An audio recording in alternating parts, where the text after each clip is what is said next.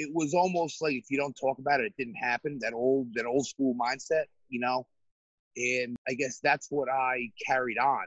And, being in law enforcement, you really don't want to talk about things because you may seem that you are being weak, or you may have some sort of problem with yourself. But that is totally not the case. We are human, just like anyone else. Any of my brothers that are out there, struggling with their deployment or, life in general, I tell them that, hey, to stay strong and to keep holding on and to understand, you're here for a reason, and that, your life and what you're doing does have purpose.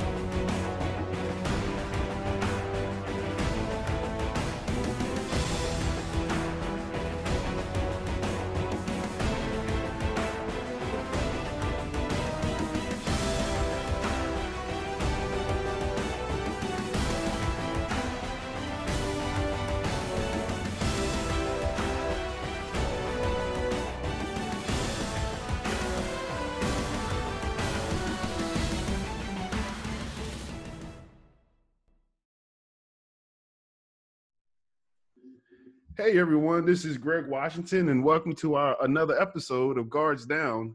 I have with me today Brad Waudby. Brad, how's it going, man? What's going on, brother? How you doing? I'm doing well. Look, where you at right now? I'm actually up in Sussex County, New Jersey on the Flatbrook River. I am taking a break from fly fishing. Right. I am practicing social distancing. This is a textbook example of social distancing right now. It's foolish. You catch anything? Oh yeah, crush them this morning. A lot of rainbows. Awesome. Okay. Well, with this episode, I kind of wanted to, go in and talk about PTSD and complicated grief. Before we get started, tell us about yourself. Well, I was a teammate of yours back in the day, back at West Point. Graduated class of 2004. After graduating West Point, I went into law enforcement. Been a detective for approximately 13 years. Right now, I am with a law enforcement agency in Bergen County, New Jersey. My jobs have included investigating organized crime in New York and New Jersey. I was in the special victims unit where I investigated crimes of sexual nature and child abuse. I was also in the narcotics task force, and I am also a SWAT operator. Wow. Okay, so you were in there thick and heavy, brother. Yep. Well, I appreciate your service and what you're doing, man. Make sure you stay safe out there. Nah, I appreciate it, bro. Thank you. Okay. So the first question that I have to ask, and definitely with you being in law enforcement, you're having to see things on a much different level. Yes. So when it comes to trauma and grief, do you feel like your family, your parents taught you how to deal with it? Well, I dealt with grief at a very, very young age. I guess I was immersed in it because I grew up in a funeral home. Right from the age of up until the age of 10, I lived above my father's funeral home, and I was around death my entire life. Death and seeing dead bodies never really affected me up until I guess I got into law enforcement, because you never, when I was living at a funeral home, you never really saw the effects that it had on the families and the loved ones. Being in law enforcement, you have to make death notifications, and I've helped assist homicide investigations and stuff like that, and you get a lot of vicarious trauma through that.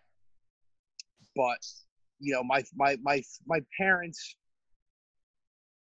especially my father, I guess it was almost like if you don't talk about it, it didn't happen. That old school mindset, and I guess that's what I carried on.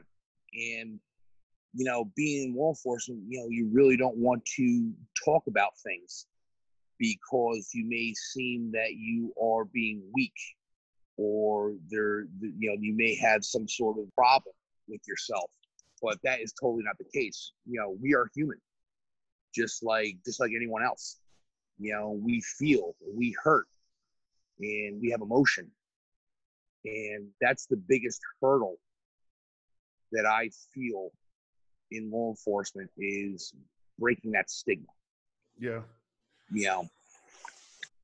So tell me this, from what you learned or the coping skills that you learned growing up till now, what else did you have to learn, especially, now in your older age, that, that you might have thought, differently back then? Because you said. Yeah, it's just basically talking about it, because you need to process the trauma, okay? And if you don't process the trauma, it goes unprocessed, right? And it gets bottled up inside of you. So the biggest thing that I learned is, and most recently here in the past 16 months, has been to talk about it, because for me, for the longest time, especially being in special victims, when you're hearing about little girls talking about how they were sexually assaulted, because I had to interview them, and you get a lot of vicarious trauma through that. And I didn't know any other way to cope with it other than going and talking to my best friend Tito's and my best friend Jameson, and I would drink a lot over these things. And eventually that became my coping mechanism. Yeah. And that coping mechanism destroyed my life. Yeah. I had to go to rehab for alcoholism. I went to a place down in Bandera, Texas, outside of San Antonio, called Warrior's Heart, where it is a place where you spend 42 days, and it is run by former Army Special Operations. It is specifically for active duty military, veterans, and first responders, members of law enforcement, firemen, EMTs. And there I spent 42 days, and I learned how to process that trauma. And, working a 12-step program, I am, very, very grateful that I am 16 months sober today, because now I have learned, I have a big toolbox now of ways to cope with stress and cope with trauma, and cope with grief. Just last week, I talk about grief. Just last week, I lost my grandmother, right? And especially during this tough time, you can't have funerals. You can't have visiting. You can't have funeral masses, right? So my 94-year-old grandmother wasn't able to go out the way that she deserved. But what I was able to do was I was able to turn that into a positive, because being that my father does own a funeral home, right? I was able to look at it this way. You know what? I was able to see my grandmother before we put her in the ground, right? Before we brought her to a final resting place. And I looked at it as a positive, right? Because a normal person wouldn't get that opportunity. So my whole mindset and thinking has completely changed, where I try to look at the positive in every single thing. Okay. Right? No matter what I get, no matter the situation, I always try to look at the positive. Well, let's break this down, because you hit a couple of things. Being in law enforcement, special victims unit, having to deal with different types of cases, it sounds like you were internalizing a lot of the trauma that other people were going through. Yes. And then, so, had some of your own, and you turned to alcohol as a way to, would you say you were numbing the pain? Oh, yeah, as a way to escape reality and cope with the situation. Because the way I looked at it, like, if you don't think about it, it didn't happen. And the way I would think about it was, I would pour myself, I would go on a weekend, on a Saturday, I would go through a handle of Tito's on a Saturday, and then I would, like, and then on Sunday do the same thing, especially during football season, 12 o'clock out by us, Army's on, I'm pouring myself a stiff drink, and I'm sitting down in front of the TV watching our boys play ball, and next thing you know, it's 7 o'clock and I'm passed out on the couch and I've been completely useless to my family. Yeah. So, instead of keeping it bottled up, I go and talk about it. I talk to, I have a number of therapists that I talk to on a daily basis, right? I go to AA meetings, right? We're there. I can talk about it. How did you get to the point where you acknowledged that you had a problem and sought help with the Warriors Healing? A year prior to me going to seek help, I had been in an incident at a bar where an individual who I had arrested 4 months prior came up to me. And it's a dark bar, music's playing and shit like that. And I didn't recognize the guy. And I was hammered.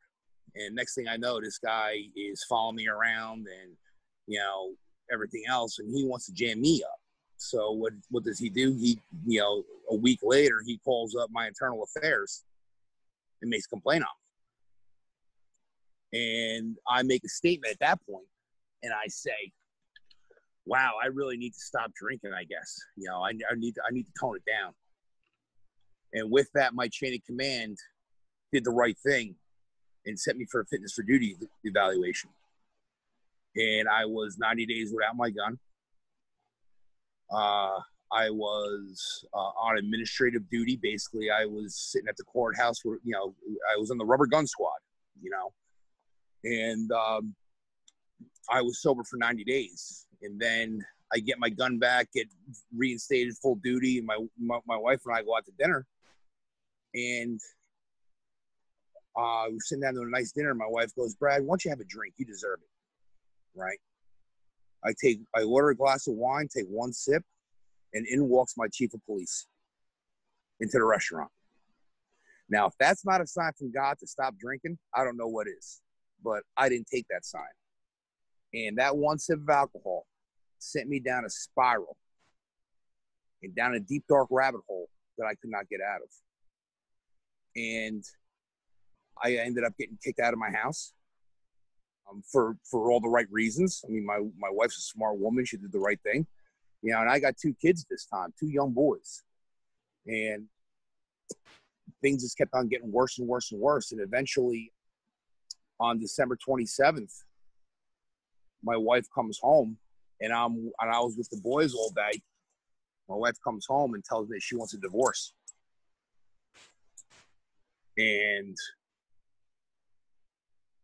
the only thing I wanted to do was go put my gun in my mouth and blow my head off, because I felt like I was going to lose my kids, lose my family, going to lose my house. And I felt like at that point in time, there was nothing else worth living for. That must have been a lot of weight on your shoulders right there. Oh yeah. So I got in the car. I sent my wife a text message saying, I love you. I'm sorry for everything. You're not going to have to deal with me anymore. And I shut off my cell phone. And my plan was to go drive up to the top of the mountain, find a secluded area, and kill myself. And for some reason, I don't know why, but I turned on my cell phone. And there was a text message from my wife and voicemails from my wife with her crying. And I called her, and she's hysterical. And she told me that the cops were there at the house. And the first thing that I said to her was, you just ruined my career. Well, she didn't ruin my career. What she did was she saved my life. Because her calling the cops and having to go turn myself in is what really saved my life. And at that point, I had to turn myself into the local police department, actually my hometown police department in which I grew up. And I knew all the cops. And talk about an embarrassing moment when you're sitting there and they have 3 cops surrounding you, right? Thinking that you're going to go nuts. And, I told them, I said, listen, if you think I'm going to go nuts, you better bring the entire squad in here, because you guys are going to be able to hold me down. So I ended up going to spend, I voluntarily committed myself to a hospital for 4 days, and, you know, got to sit in the paper pajamas, got those socks with the rubber nubs on the bottom, and that's how I lived for 4 days. And on January 1st, I was picked up by my SWAT commander and one of my buddies on the SWAT team and driven to Newark Airport and got on a plane to go to San Antonio. And that's when my adventure began, or that's when basically my life changed right there. Okay, let's pause that moment. Go ahead. Because what I want to understand is the mindset leading up to it, because in the beginning, when you were talking about all the pain and the hurt that you were taking in from, you know, from the job and having to numb yourself, and then going through this as well, to where you're at now, being able to accept your grandma's death and looking at as pulling something positive out of it. So like, what was your mindset back then? Leading back then, to you? my mindset back then was I was not good enough. Okay, as you know, I had gotten separated from the academy, and that's when everything started taking a downward spiral in my life. I would say that was the start of it. That was the catalyst. I always felt that I was not good enough from that point on. And with everything in life, I tried to block those memories out of my memory, out of my mind. And it was rough. It was rough not being able to go fight with you guys, not being able to, be by my brother's side and fight with them. That was painful for me. And that's when the drinking really started, was back then. Yeah. And it was just that feeling of not being good enough, not being worthy, feeling like a piece of shit. Mm-hmm. And just wanting to end it all, because I always felt like a failure. Yeah. So what would you tell someone out there now that feels that way, or what would you tell your younger self now? What advice would you give your younger self? That it's going to be okay. That worry about the things that you can change.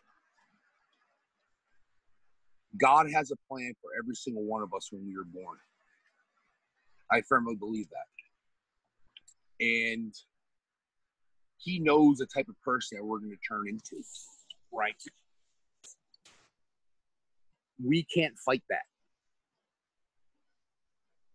We need to accept it. And that was my hardest thing, was accepting, mm-hmm. right? Accepting myself for who I am. The good, the bad, and the ugly. Exactly. Accepting my situation, all right? I learned a valuable tool, right? Through this past 16 months. It's called DBT, Dialectical Behavioral Therapy, right? And there's a thing called radical acceptance. And radical acceptance is where you don't have to like your situation or what's going on in your life right now, but you have to accept it because it's reality. And if you keep fighting reality, you're going to end up losing every single time, because you're going to try to influence things that you don't have control over. You're going to try to do things that are way outside the realm of your control. Worry about you. Yeah. Worry about doing things to better yourself. Worry about doing the next right thing. You know, one of my biggest things that I've done now is I'm of service to a lot of people, especially in times like this. You know, about 3 times a week, I'm going and delivering food to hospitals. You know, to National Guard soldiers who are helping man the veterans homes up here because of the overrun of the COVID, right? Yeah. And another thing is I'm helping out the next sick and suffering alcoholic. You know, I do a lot of speaking in the rooms of AA, and it helps me every time I talk about it. It makes it makes it a lot easier. Hey guys, it's Jerome. Greg and I wanted to invite you to the community that we created for the whole Guards Down family. Jump on Facebook or check the show notes for the Guards Down Facebook group. There you'll be able to find a community of folks who are committed to raising awareness about complex grief and PTSD. Look forward to chatting with you guys in the group. Now let's get back to the episode. Yeah. Right. Well, to get to that point, so I'm sorry, I didn't mean to cut you off. No, it's all right. I cut you off earlier, you know, to talk about the mindset, right? Yeah. And the advice that you would give yourself, or, you know, give someone that's out there that might have been in, you know, that mind frame. Yep. And so you were just about to get into the fact that you went into Warrior's Heart and started down that treatment process of becoming sober and dealing with reality and accepting, you know, you and what you are. So to finish, I want to hear that story from those first moments of you being at Warrior's Heart to where you are now. Where I'm at now? Being such a positive role model in your community still and with your family. When I walked into Warrior's Heart, I was broken. I was a shell, right? There's a picture of me of what I looked like when I walked in, and I looked like a ghost, right? My eyes were all black, deep black circles around my eyes and shit. And it wasn't the Brad that you're looking at now. And it took a while for me to come around to understand and accept what was going on in my life. Don't get me wrong. Recovery and sobriety is not an event. It's a process. Okay. And it's not like you go to rehab and all of a sudden you leave after 42 days or 30 days or whatever, and you're cured. No. It's a lifelong struggle. It's a lifelong process.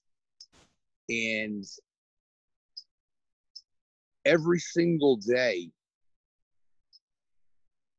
I'm learning, okay? And I guess back then, my mindset was, you know, I felt that I betrayed, or let me rephrase that. I felt that I let down everyone around me. I felt I let down my family. I felt that I let down my coworkers. I felt that I let down my fellow operators in the SWAT team. And that was the biggest thing for me right there, was feeling that I let those guys down. And not gonna lie, dude, I cried over all that. But when I finally got my phone after the 3 days of not having any communication with the outside world, the Warrior's Heart, I turned my phone on. I had over 150 text messages. And those text messages weren't, Brad, you piece of shit. You know, Brad, you're a failure.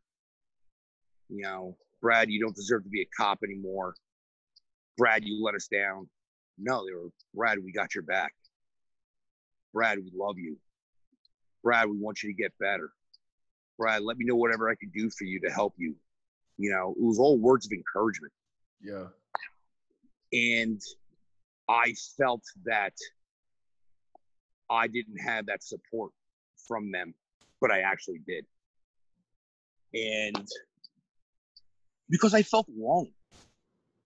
Yeah. I felt like I was on an island and no one was coming to save me, you know, until I stepped through the gates at Warrior's Heart. And once I got there, you know, one of the first things that people say to you is, welcome home, brother. Because you're around people that understand you, you know, because we're a different breed, dude. You know, I mean, you know, we raised our right hand to serve and protect, you know, and whether it be in the military, whether it be in law enforcement, firefighter, whatever. And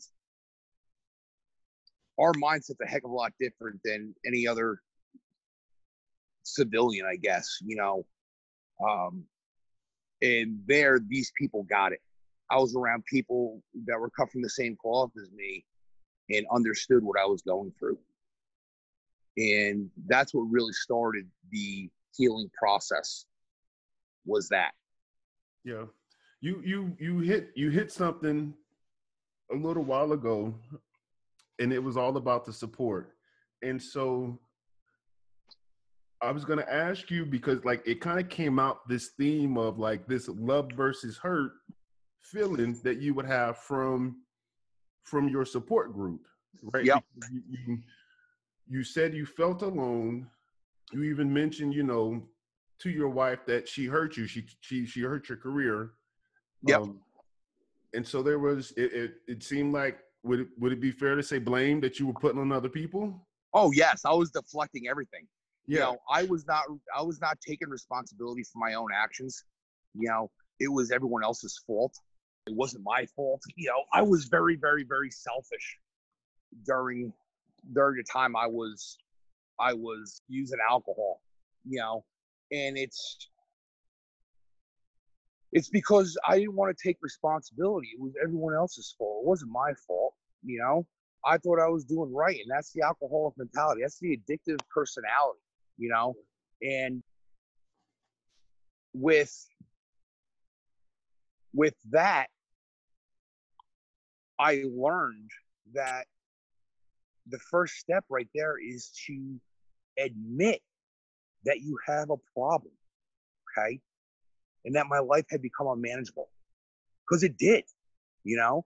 I mean, I'm sitting in a psych ward with people who are throwing shit on the walls, and I'm sitting here, I'm like, I'm a West Point fucking graduate. What the fuck am I doing here? You know? I'm a cop. What the hell am I doing here? I don't belong here. No, Brad, you do belong there because your life was out of control. And once I started taking responsibility for my actions. Did that change the way you viewed your yes. support? Oh, yes. Yes. You know, people knew that there was a problem with me, but they didn't think it was that big of a problem. I mean, obviously the people that are closest to you, you're going to hurt the most, like your family members, like my wife, you know. What would you say to her right now, you know, through all of this? I'm quite sure you probably have, you know. Oh, yeah. You know, I mean, you know, she's always asking me, you know, because, you know, in the 12th step 9 is going out and making amends, you know. And I told her, she's like, when's my amends going to come? When's my amends going to come? I said, listen, your amends is going to be lifelong. The amends I'm going to be making to you is a lifelong amends. It's going to be until the day I die. Because I can't just sit down and talk to you like, hey, listen, the way I was before, you know how the way I was before? Well, no, this is the way I am now. I'm a totally different person. I can't do that with her. So what I would say to her right now, if she was sitting in front of me, is, I don't blame you for kicking me out of the house. I don't blame you for wanting to divorce me, because I would do the same thing to myself. But understand that the person that you kicked out of the house, the person that you wanted to divorce, is not the same person that's standing in front of you today.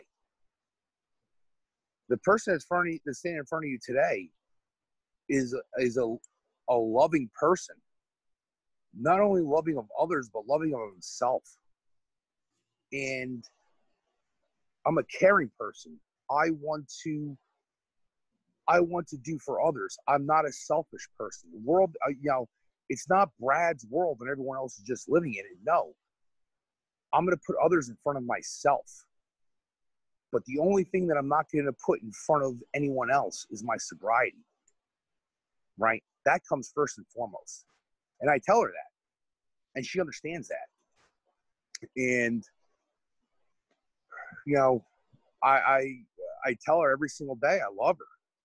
We're separated still, but, I'm actually buying a house in about a month for her, for my children, with the plans that I'm going to be moving back in. Yeah. As long as I keep on this path, I take it day by day, right? I don't want to project. Are you afraid to have another drink? Am I afraid to have another drink? Yes, because if I do, it's going to kick off that whole thing again, and I will be dead. I honestly feel that way. But the desire is not there. Yeah. And I was going to say, being afraid doesn't make it a bad thing. No, right? Like here's a good thing. Yeah. Totally. I mean, if let's put it this way, dude, if I could go to the Army Football Club golf outing, right, and not drink for 2 days around those maniacs, I could do anything, So, I mean, I was fine, and I had no urges. I wasn't like, oh my God, I need to have a beer. No, like, I was good. I had a lot more fun actually being sober at that event than I would be if I was drunk. Awesome. Right? Because I wouldn't have to worry about if I said something stupid to someone, right? Or if I acted like an asshole. Because there were years that I went to that thing and I acted like an asshole, right? And that's the whole thing, right? I have an allergy to alcohol, right? And when I drink alcohol, I break out an asshole, right? And you don't want that, That's a good way of putting it. Yeah. Yeah. Okay. The part that I want to get into, because we're gonna wrap it up, because I want you to be able to get back to fishing. You hit a major point, right? Your sobriety comes before anything else, because that's your level of sanity. And you also said that it's accepting that this is a lifelong process, and that fear is a good thing that can motivate you to do right. So with this process, knowing that you got help and you have people and a support system that you can turn to, speak more to the treatment, to the DBT, and to the radical acceptance. Okay. What is that, right? What would someone be able to expect in getting that type of treatment? So basically, all it's just a way of thinking. All right. I mean, don't get me wrong. I'm no. I didn't study. I'm not a therapist by any means, right? But this is again something I learned. The way I interpreted it is that in order for you to get through a difficult situation, okay, let's say, like especially with this whole with the shit that's going on right now, this whole COVID thing, okay, especially up here in the Northeast, especially in New Jersey. I live in Bergen County, which is the epicenter of this whole pandemic in New Jersey, right? and we can't leave our houses, right? We can't go do anything. Like, well, everything's closed. So the way I look, the way to think about it is this. I don't like this situation that we're in. Okay. I wish that we could go out, go to the mall, go out to dinner, go to the movie theater, go do all the stuff that you would do in normal life. Okay. But you can't. It's reality. And you have to accept reality, because no matter what you do, no matter how much you want to change it, you're not going to change it, because it is outside the realm of your control. And that's why it's basically the serenity prayer. That's basically all it is. God, grant me the serenity to accept the things that I cannot change, the courage to change the things that I can, and the wisdom to know the difference. That's all it is, right? Is knowing that you cannot change the things that you don't have control over. The only thing you have control over is yourself and your actions, right? So if you want to change your situation, change your actions. Okay. That is powerful. The whole thing is this, right? Like, I'm not a doctor. I'm not going to be able to go out there and fight the COVID, right? Fight this pandemic, right? No, I know my role, right? My role is a first responder, right? As a frontline person, and I do what I have to do, okay? And together, we're going to get through this, okay? There's no sense in, you're not going to get anywhere by bitching about it, by crying about it, by saying, oh, we should open up the businesses, and complaining. No. Worry about yourself. Worry about your situation, your little bubble, okay? And let everything else play out, okay? Because at the end of the day, God has a plan for all of us, right? And that's one of the biggest things that I've learned and has grown inside of me is my spirituality. My spirituality now is huge, right? I pray, I meditate,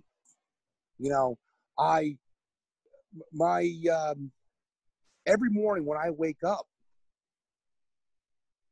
I give thanks to God for, number one, letting me wake up, because tomorrow is guaranteed to no one, right? It's a gift. Waking up in the morning is a gift, okay? Number two, I give thanks that my family is all healthy and safe. 3, I give thanks that I am sober. And 4, I give thanks that I have a job, because in today's world, all right, people are losing their jobs left and right.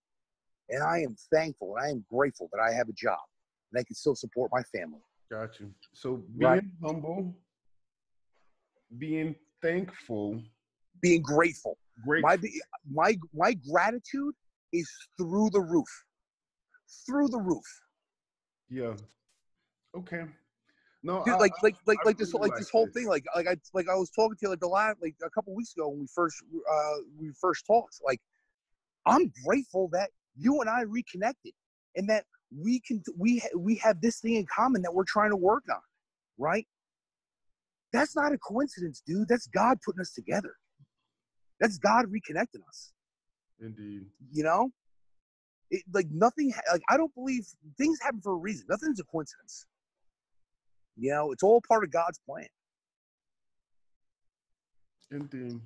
Well, look, lead us out with words of encouragement, your last thoughts. What would you want to tell someone out there who might be going through?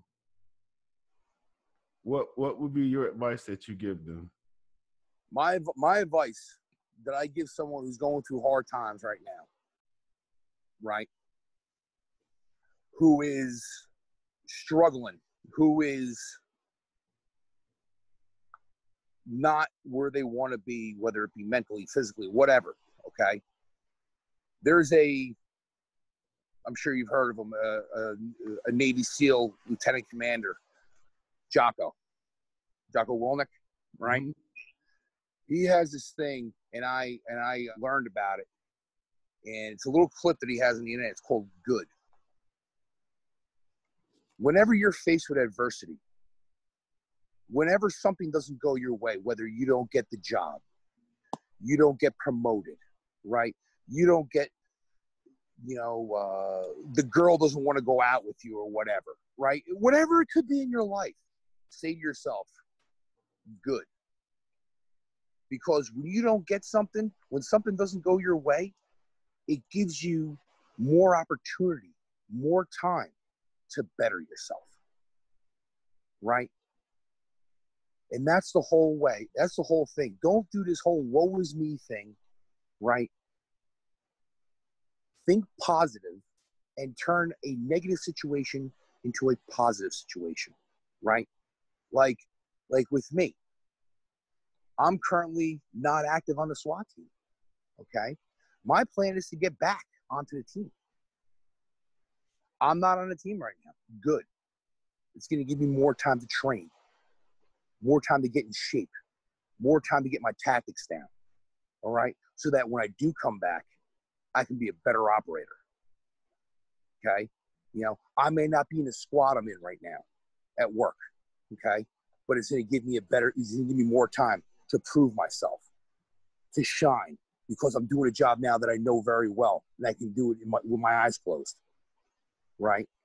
So seize the opportunity, right? Don't look past the present, okay? Because it's called the present for a reason, because it's a gift, right?